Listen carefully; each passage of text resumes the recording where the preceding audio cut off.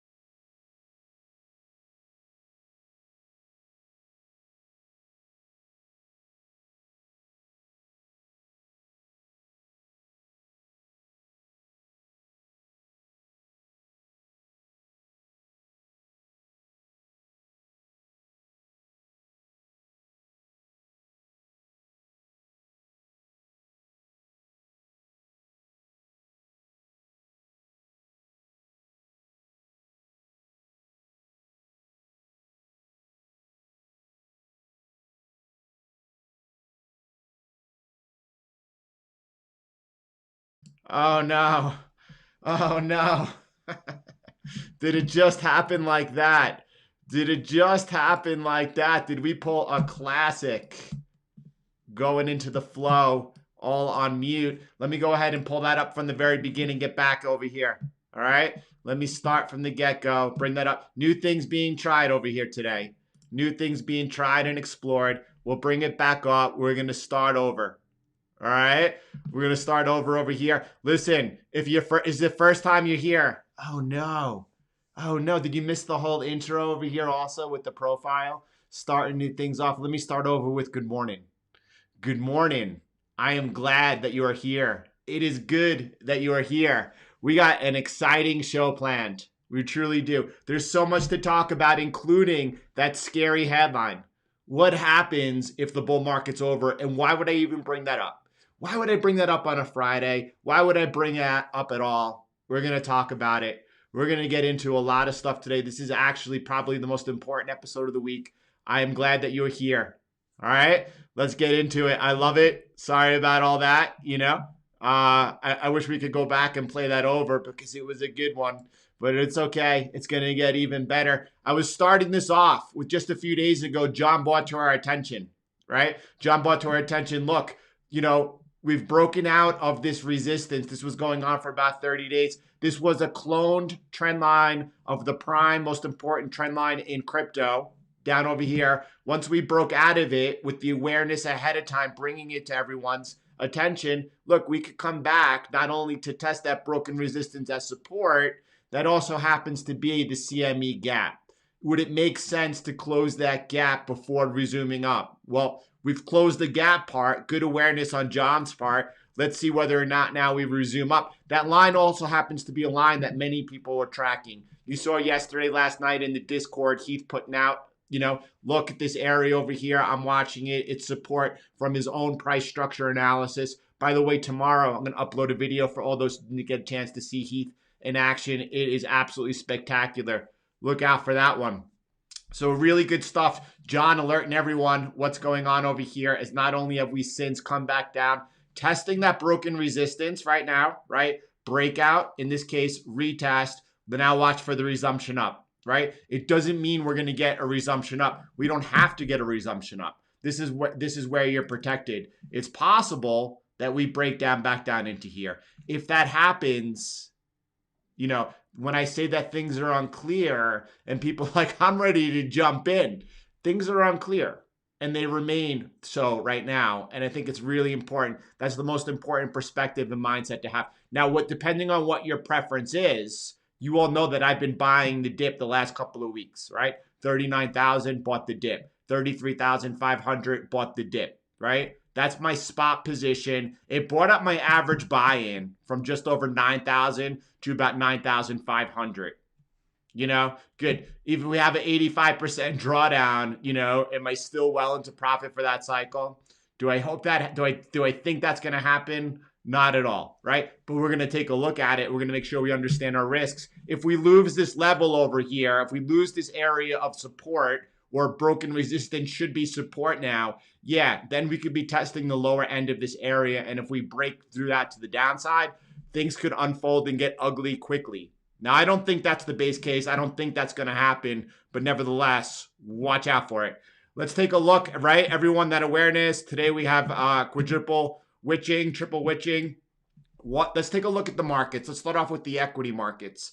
A lot of people looking for a crash and or a breakdown. Do we see that developing on the charts? Let's take a look at it with an objective, open mindset. So we see a couple of things happening over here. So we see the exhaustion, possible exhaustion that we saw on Bitcoin occurring on the S&P 500. Here was the exhaustion, right? The difference here, though, is that the S&P went on, made a new higher high, right? Bitcoin, when it was putting in that similar price action, it put in a lower high. So that's something to take note of over there, right? Excuse me. More importantly, we continue to hold the medium line of support over here, right? Now, if we lose this, we talked about this yesterday, losing this level, that could bring further downside. There's about a 4% move in between this area of current support and the support low it. Breaking below this area of support, then things could really get ugly and the structure could really be breaking down. Right now, we continue to be consolidating sideways right near the all-time highs. Looks pretty good.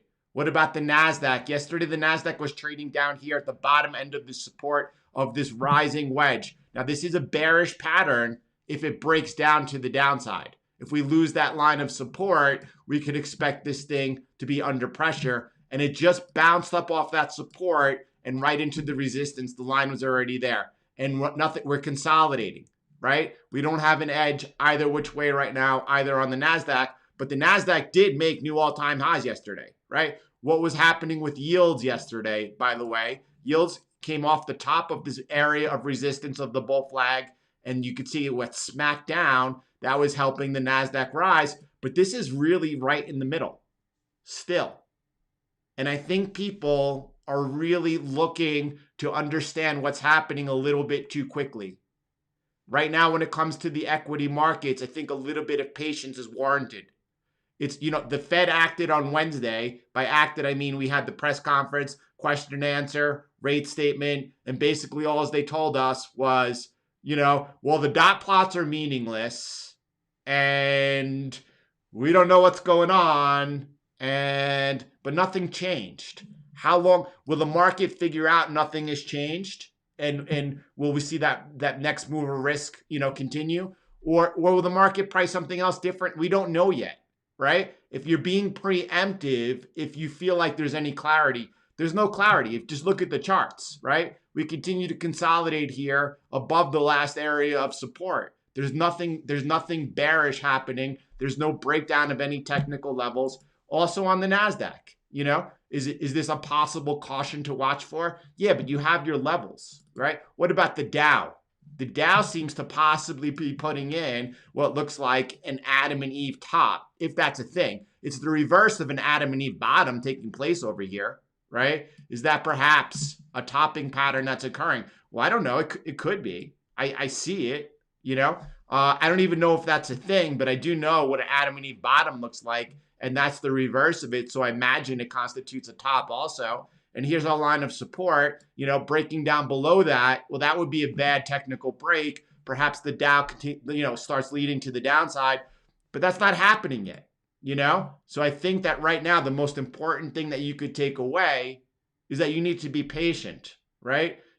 And by the way, if we start losing some technical levels, that doesn't mean the markets are then crashing. When markets crash, especially the equity markets, they really crash. It's fast moving price action. Y'all remember, all those that were following this, because before it crashed, we lined up the crash. This is crashing. This is markets crashing, right? It unfolds quickly and rapidly, right? A correction and a crash are two different things.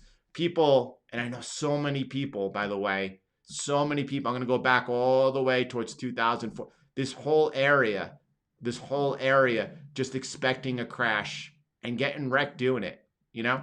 All right, let's bring it back over here. Take a look at the dollar. The dollar, Will's trend line over here, Will bringing this to attention on the Discord over there. The breakout above it, what happens next? You know, again, I think it's too early to tell what's happening. If you look at this from an unbiased standpoint, we're seeing the downtrend, right? And we're coming up to an area of resistance, right? In a downtrend, we're looking for, sell resistance in downtrends. This hasn't proven itself yet, right? Are we seeing a possible trend change occur with the break of that trend line?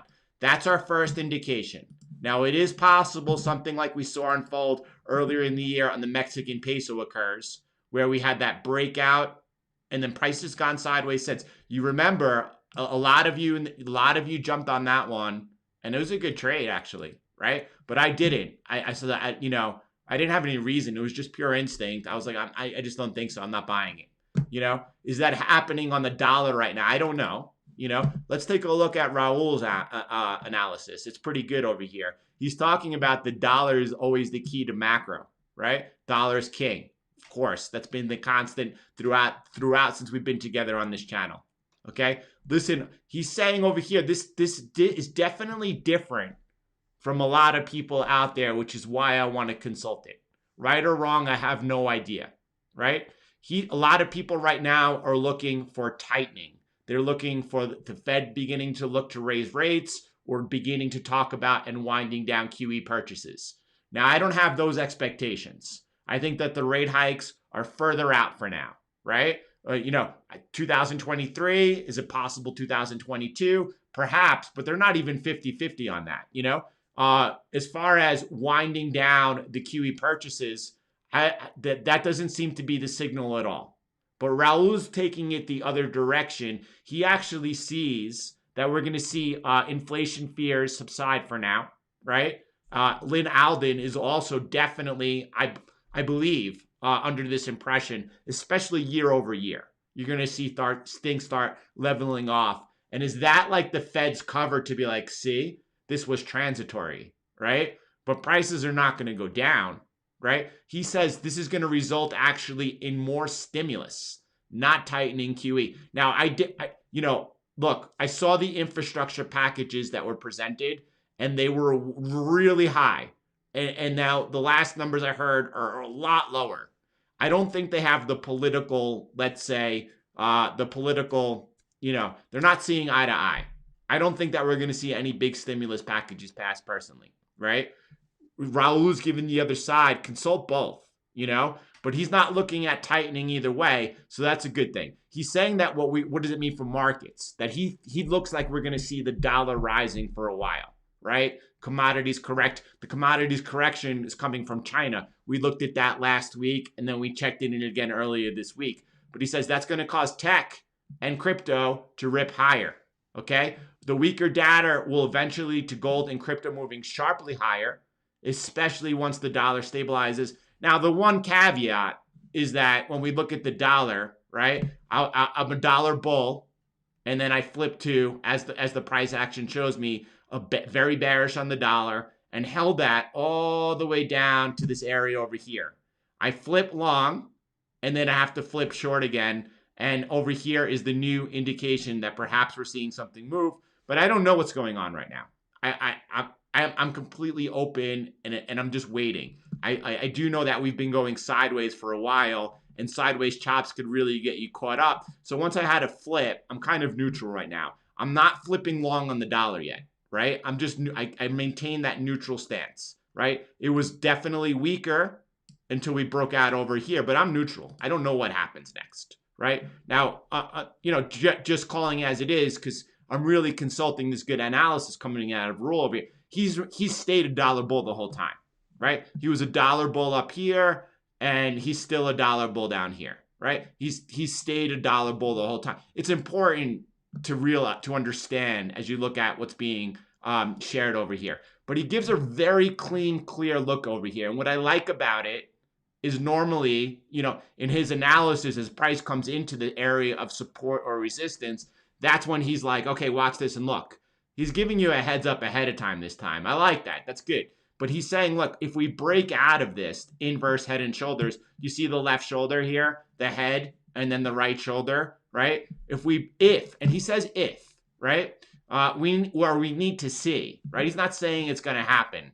And at that point, by the way, yeah, that's a really good point to be like, okay, I expect the dollar to continue firming from here, to lose the neutral stance. However, he goes even further and he's like, that doesn't mean, he still expects it to be in a range. It's a pretty big range and he's looking for much higher levels up to around 96 to 98. And of course, he could change this as things progress. If we break out of that reverse head and shoulders and go up, depending on what happens, whether it's 3, 6, or 9 months from now, he could change this. Maybe we trade towards the higher of this resistance area.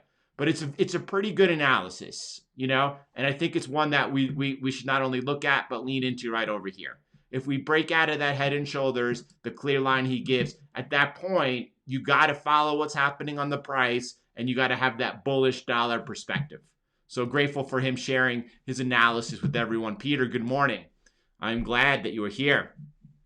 This is a good one over here. Let's bring this in. We're not even getting into yet, the topic of conversation here is what happens if the bull market's over, and why will we be talking about that? And then we have some really bullish things to look at as well. We're going to cover it all today, So Jordan, always appreciate, thank you, your information and videos.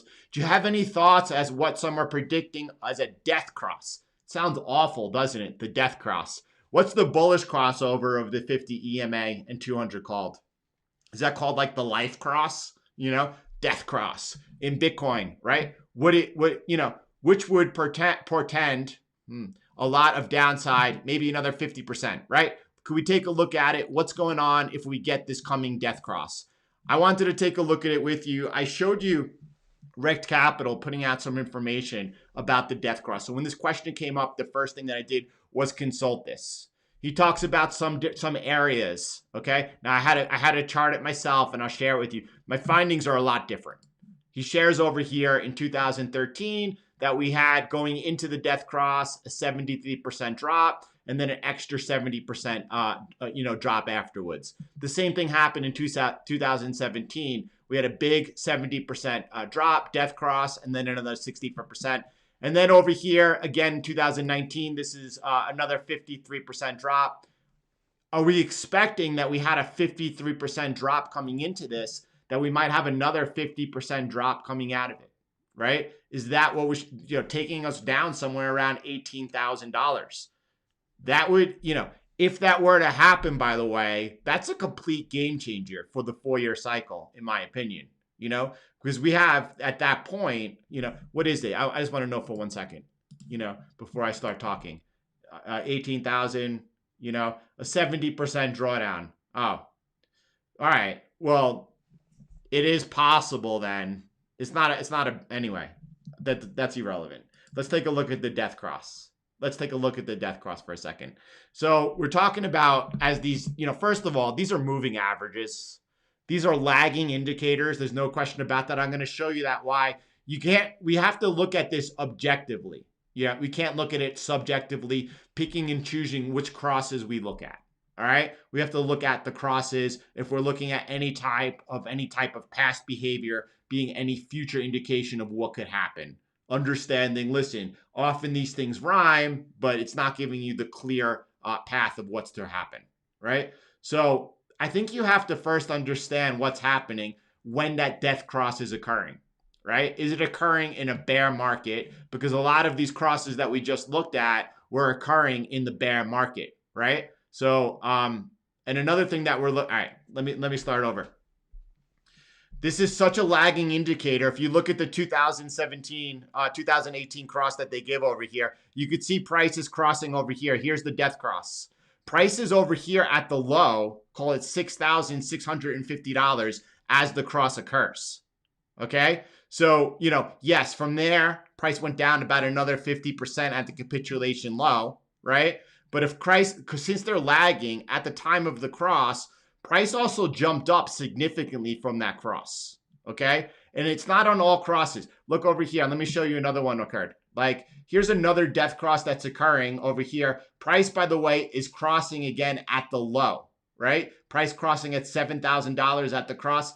Price then, bumps up significantly, about 40% off over there, 45% over there, right? So that's a failed cross, wouldn't you say? And what about this one over here? We have another death cross. Again, price is crossing while price is at the low, 5,000, death cross, and then price comes up 100%. I don't think personally that the death cross is anything worth consulting or talking about, in my opinion. Now, there's one happening, or one probably most likely about to occur. I think it's important to understand that, like, listen, is there an edge here in Bitcoin when it comes to these death crosses? This is a big one. We have a death cross over here. This is back in 2014, death cross, and then price goes down another, 50%. That's a big deal. This is also a bear market.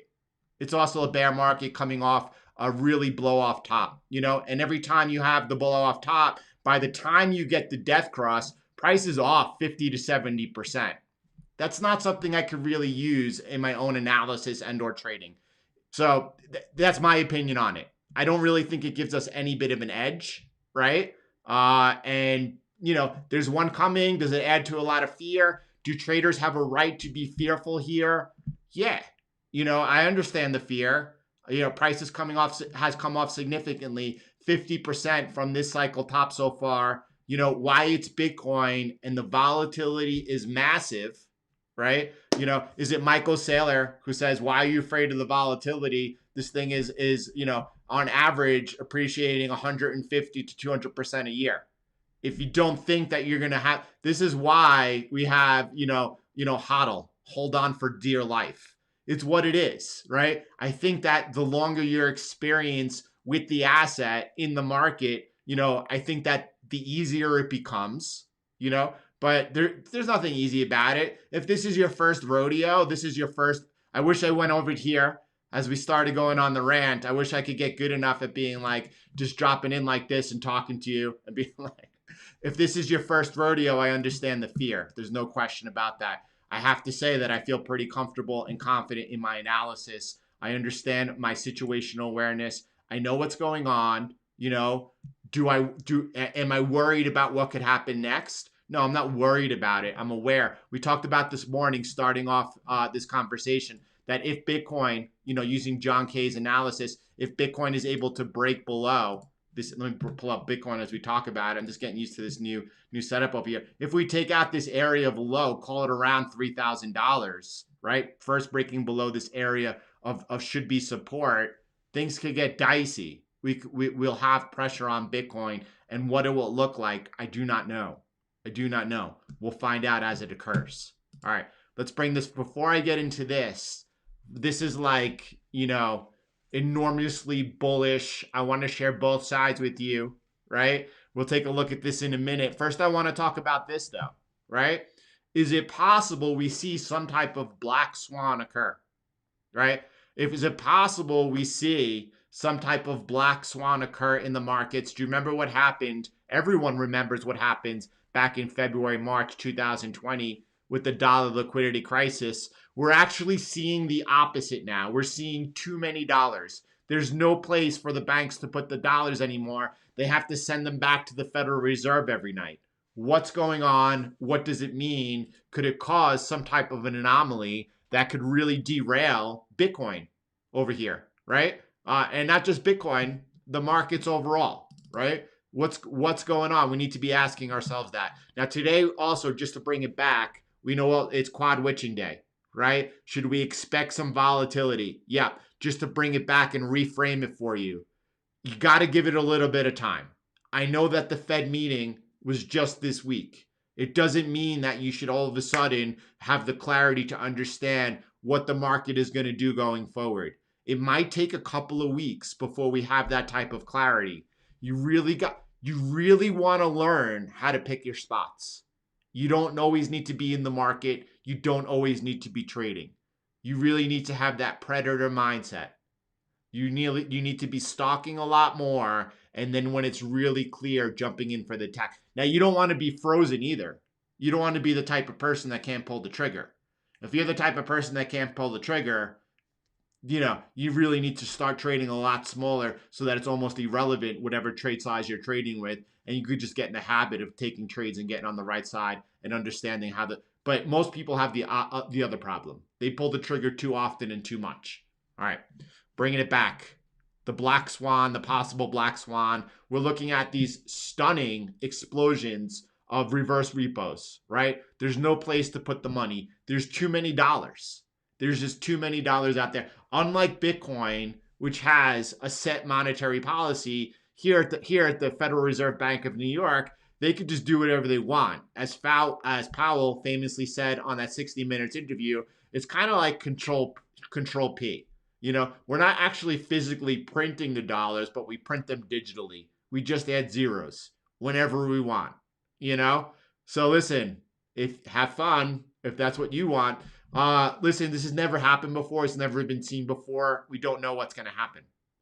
You have to be aware of it. You have to be. Brandon putting out some really interesting information yesterday, coming from his tech background, as we saw from those Cloudflare systems, things of that nature, going offline, sending off airlines and other transportation systems offline across the world, right? It's coming off the back of what we talked about with our friend Klaus, right? And Klaus talking about, like, listen, you know what would really mess up the supply chains in the world? You know what would really force that great reset? If we just take that internet offline. Like, man, we live in interesting times, and you have to consult and be aware of all of them. Now, as it happens, normally these type of things do not occur. And if you're always investing or looking for them, you're going to get wrecked. That's where the meme comes from. The markets are not crashing. It's to really get you to understand that the amount of time that the markets crash is far and few between. We saw it, and as it happened, we were first. We saw it happening and unfolding, and were positioned correctly first. When I say first, I mean across the whole internet, right? And then we also caught that bottom when it was now the month afterwards was difficult. It wasn't until mid-April at the earliest that I was able to, like, okay, now there's no longer selling. We're going up from here. There was nothing easy about it, but it was done exceptionally well. If we run into that type of situation again, yeah. But when I say my stop loss is 0, what happens if I'm sleeping overnight? And what happens if the internet does go out? What happens if you see a massive red candle, going taking us to $8 or $9? I don't want to give up my Bitcoin. I know what happens once everything goes back online. There's enough nodes out there. There's a node up in space that, everything all of a sudden, and that price is going to shoot back up. You got to be careful out there. And when I say my price loss is at 0, I'm talking about a hardware wallet, right? I'm talking about holding Bitcoin, spot Bitcoin, unleveraged. If you're using any type of leverage, and right now things are unclear. Things are really unclear. You should not be even trading, in my opinion, right? But that's just my opinion. When I share with you my view on the market, it's to help you firm up your own. It's to help you have someone that you can bounce ideas off of. You don't have to agree with my analysis sometimes. You don't have to agree with it all the time, but it should help sharpen your own, right? Now, anyway, let's keep going. So that's something to work about and think about. What's going on in the markets right now? This is extraordinarily abnormal. Could it actually cause the Bitcoin bull market to be over? And what would that mean, right? If we come down to 18,000, price pulls back 70%, well, we know in 2013, price pulled back in a bull market 83% intraday, 70% on the daily, right? So, I mean, technically, we're still in a bull market. Call it 18,000 and whatever. Call it 18,500. We're still in a bull market, technically. What intraday we would go lower? Technically we've seen that happen before. You can't say it's over. Trading, it gets weird. Price has never done that before. Price has never taken out the previous cycle all-time high after being 3x over it. Something would be different. Is it possible we've already entered a bear market? I don't know. In a bear market, by the way, we know in the first 6 weeks, previous 2 cycles, we come off 70%. What is 70%? 70% takes us back down there. After coming off in those 6 weeks, 70%, we bounce and bounce significantly before going through that grueling several month, draw, and you can put in the trend line at that point before the capitulation. It doesn't appear that's what's happening. It doesn't. Anything could happen though. I want to be just prepared in case it does. Let's take a look at some chart porn. Excuse my language. Some beautiful charts, I should say. This was inspired by MS Config, right? We looked at the year of the bull and his chart work over here. And then we have Pumpcat, my first introduction to him last night. Someone in Discord shared his work over here. By the way, if you haven't yet hit the like button, go ahead and support what's going on over here. James, thanks for that. But, boom. Sorry about that. Listen, Pumpcat, someone in the Discord put out this chart he was sharing, said that it was really interesting. I wanted to take a look at it. He's putting out some inverted excuse my language, parabola, support. I'm not familiar with this type of analysis. I'm not at all familiar with it, but I'm really good at visually looking at things and seeing how they work out. And I think we could do that together. I would like to know what this line is over here. Does anyone know what this teal dotted line is over here? If anyone has any idea, please let me know in the comments or on this chart over here. I retweeted it yesterday. But what my eyes were drawn to was these inverted parabola lines over here. And you could see from the low, right? Price never trades below it until we see some type of end of the bull market, right? You could see that happening again in the second cycle over here, right? From the low, inverted parabola line, end of the bull market. If you look at this the current cycle we're in right now, prices right now, what I believe to be mid-cycle, every indication across the board shows that it's mid-cycle. Yeah. Inspiring anything makes us old millennials and Gen X cackle.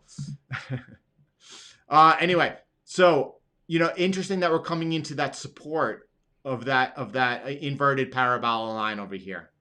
And using that going forward is a really strong indicator. It's late. If you follow our work inside the training sessions, preparing for the Bitcoin cycle peak exit, it's a very late exit, but it's one that's actually confirming when the bull market's over. We're not seeing that happening right now. Is it possible in the coming days and or weeks that we do? Yes. If that happens, how do we all factor that in? How do you go from having some type of thought process, opinion that we're currently mid-cycle, right? And if we see some abnormal, because nothing that we've seen so far is abnormal. Look, I wasn't looking for the 50% drawdown at all. Raul was. Raul told us all from the very beginning we could have a 50% drawdown during the bull market. I wasn't looking for it. I thought 40% was as far as we go, 38,000, right? So look, what happens if we have further abnormal price action? At what point do you say, well, this is no longer a bull market? I honestly don't have that exact answer right now. I'm open to, if we need to come to that point, having to figure that out. And then what that means, Ian working on it. Ian working out on what some type of prediction would be for some sideways price action. We know that Ben from the cryptoverse is working on that, or that's his base case. We always have that to revert to. The thing about the Bitcoin community and the world we live in is that we have a bunch of people, a bunch of talent working together to make sure that we're able to stay laser focused and on the right side, right? This is really beautiful. By the way, this has us peaking out over here at some pretty high prices, but well within the range of the prices that we all have put together in our base case. We'll take a look at it a little further.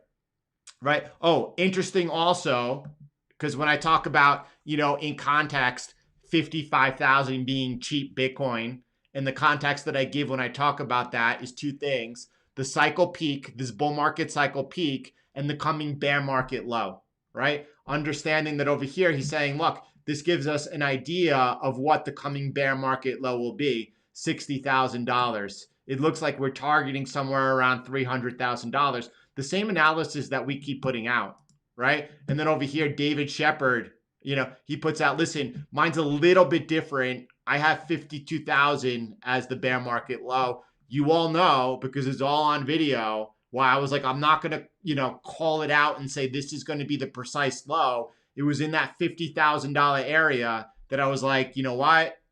I don't really know, but this is what I believe is going to be around the bear market low. This is confirming two different people, two different ways, confirming it's also in the same area. We will see. We'll see, right? The Root over here this morning putting out a tweet showing us what the consolidation looked like in the first cycle over here, the 2012 bull market, 2012 4-year cycle, 2013. When I say 4-year cycle, right, everyone understands that the halving is not every 4 years. It's every 210,000 blocks, right? If it's easier to say 4 years. It's a roundabout estimate. It's a little lower, but it doesn't go by days. It's not measured in years or months. It's measured in blocks. It's every 210,000 blocks, right? Over here in this first cycle over here, we have Bitcoin consolidating for 174 days. 55 days in the previous cycle, and so far 66 days in this cycle. We keep talking about how so far this cycle, if you saw that video last night, remains being an average of the previous two cycles, right?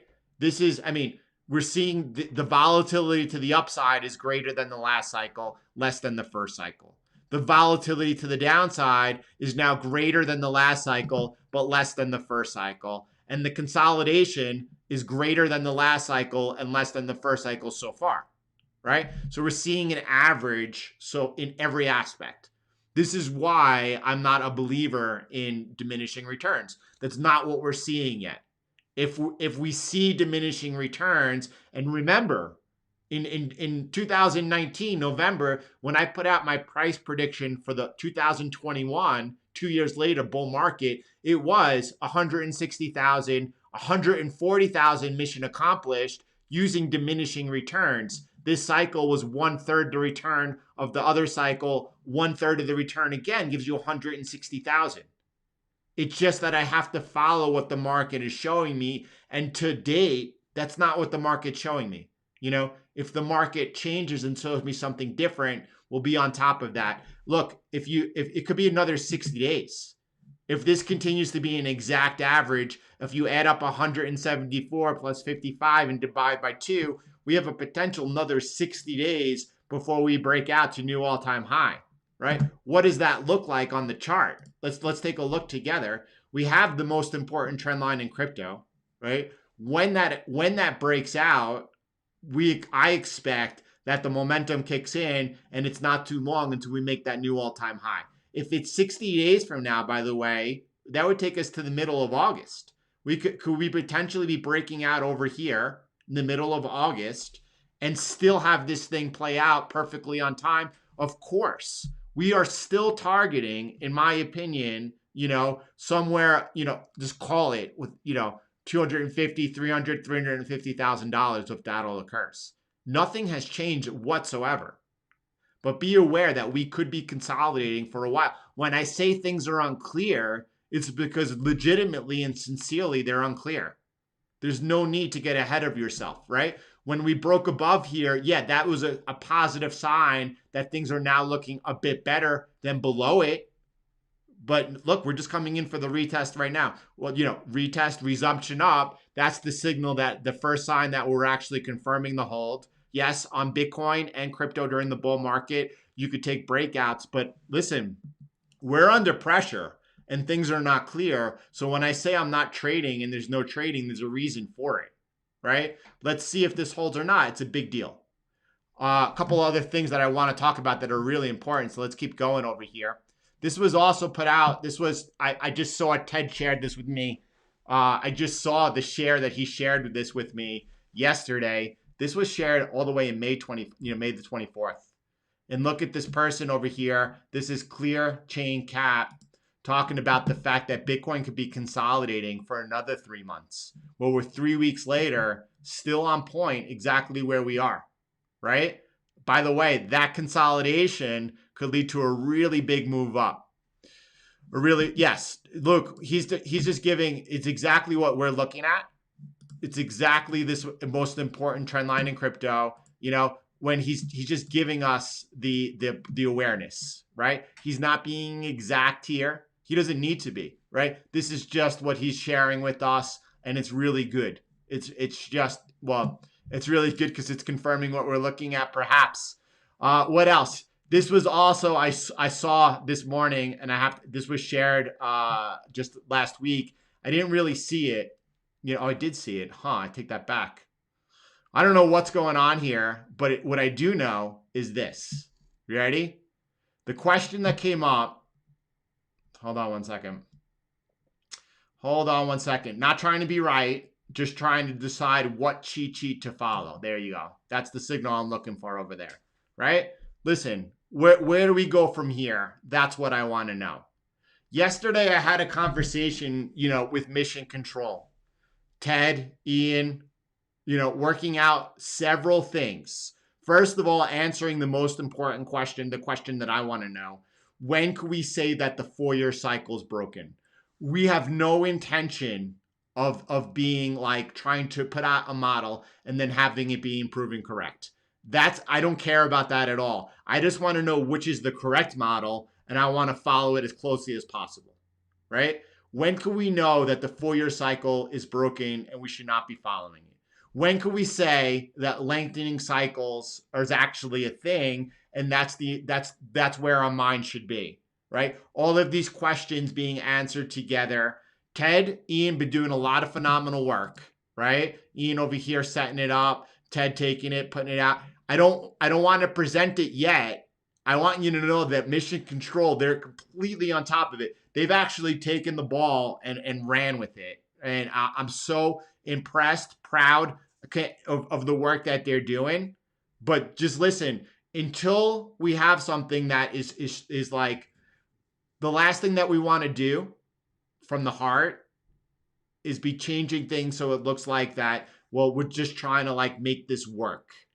I want you all to know sincerely, if the model that we're using is not the model to follow, then I have no point in using it, right? I'm not trying to put out something out there. CTM is not trying to put something out there just to be like, look, this is the model.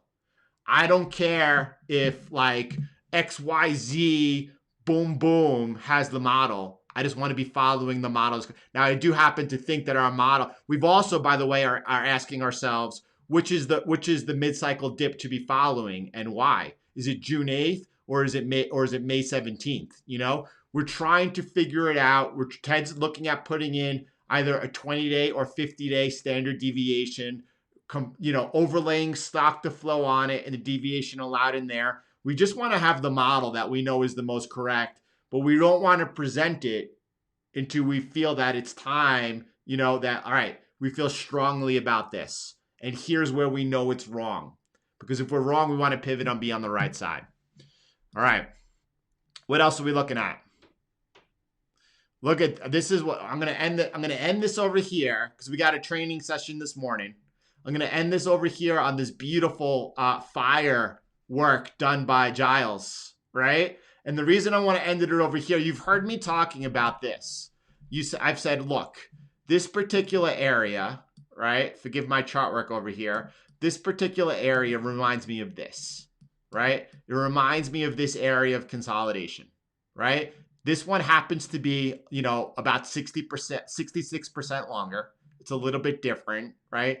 Is it possible that because it's 60%, excuse me, numbers, 66% longer in duration, that the extension out of it is also 66% higher, right? Is it possible this takes us towards 84,000? Well, if that happens, we're for sure right on time. It would make sense to us, even though people aren't expecting that new all-time high to be taken out for a while, right?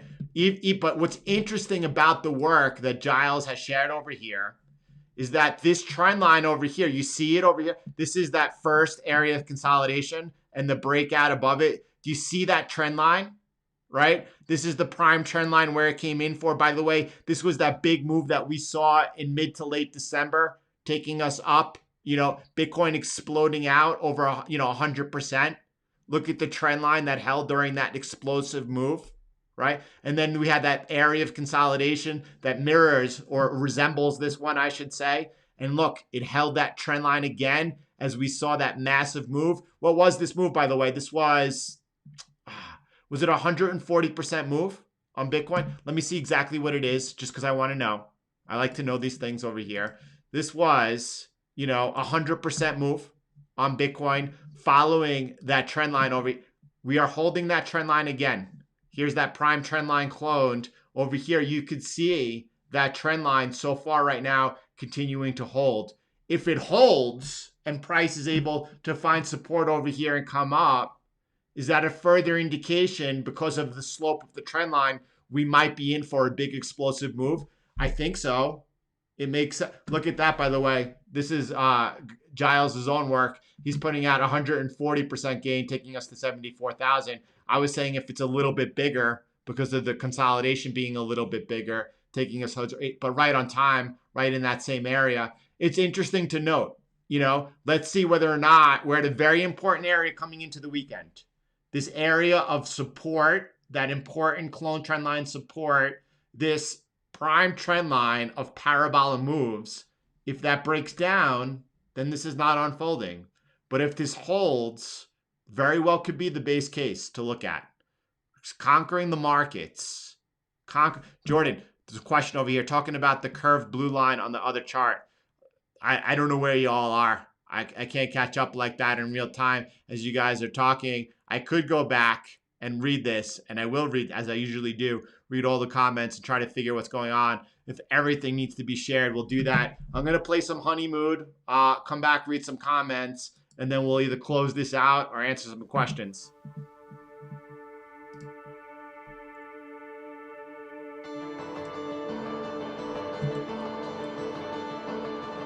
Thank you, Nick.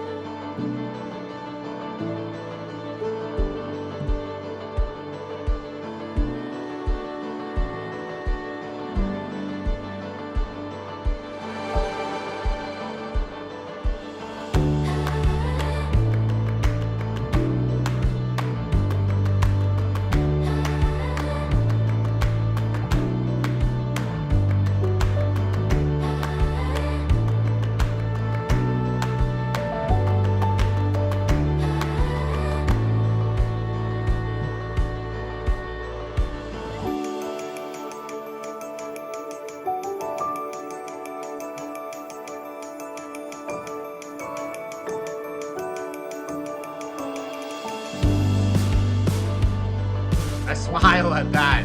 I just smile. This is honeymoon.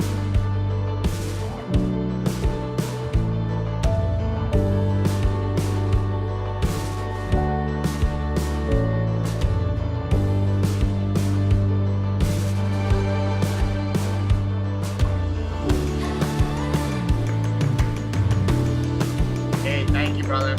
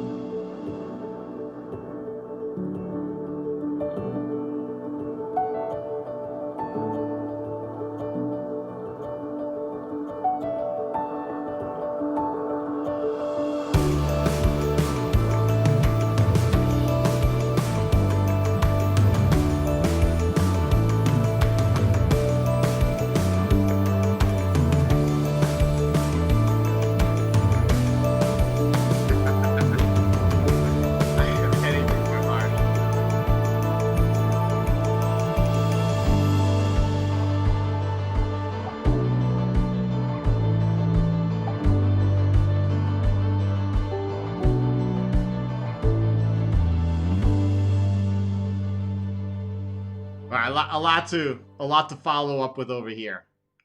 First thing, thank you to the moderators, right? Thank you so much for the amazing self-giving work that you do each every time. Not just the moderators, the contributors, everyone who's just conquering the markets all day long, putting out those beautiful supportive comments, not just to me, to everybody, right? Beautiful stuff over there. I cannot believe the collective mind, the iron sharpens iron of conquering the markets, putting out all this work together. It's beyond my wildest dreams. I did not expect it. And it's just absolutely amazing coming in from all different places right now. It's like bam, bam, bam, bam, bam. It's absolutely astonishing, right? A couple of questions that need to be answered, right? You know, Jan, thank you for that. That's funny. I'm sorry I come off harsh. I have, a heart full of compassion. That's for sure. It's truly true. Look, this is important to highlight before I go off to the last and most important question here, right? When we talk about, so look, if you think about the smartest people in Bitcoin, like Saylor, Tudor Jones, Drunken Miller, Bill Miller, man, calling out Amazon 2003, calling out Bitcoin, I don't know, 2013, 2014. The guy is a legend, a legend. He doesn't get enough credit in the Bitcoin space, actually. Do you think that like they're going to be selling their Bitcoin? Is the question George is presenting to us, right? What happens if we come down to 18,000? Are they selling? Are they buying more? You know, I mean, we all know the answer to that, but this is the question that we're going to be answering when Mission Control, when Ian, Ted, and I feel that it's time to really present, and Ted's work, wow, he's taking it to a whole new level. He's taking the baton, then he's running just way past me, and he's got Ian there as a sounding board to work it all off of.